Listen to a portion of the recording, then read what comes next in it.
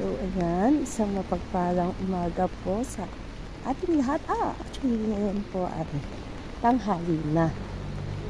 Hapon na ako kung tutuusin. Pero feeling ko umaga pa kasi nga po malamig, tas medyo madilim dahil umuulan.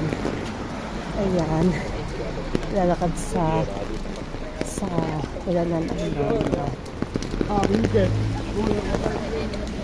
namamayo. So, pakita ko po sa inyo yung paglabas ko kanina doon sa train station.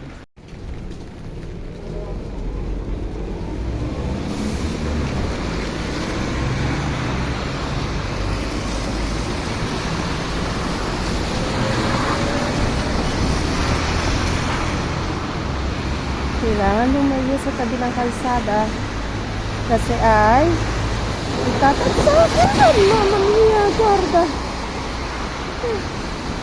Yung hindi walang pakialam. Basta papatakbo sila ng mabilis. You know? Yeah. So, dapat malayo.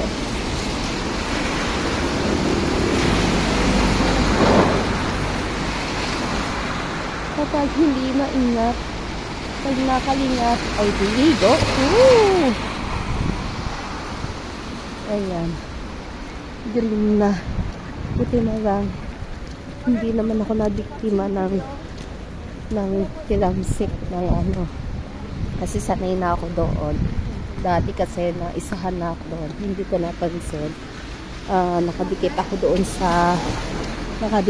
sa gilid ng kalsada, tapos may dumaang mabilis, di yun, di naman ako gaanong nabasa, pero basa. So ngayon na-save naman ako kasi nga alam ko na. So kita niya naman.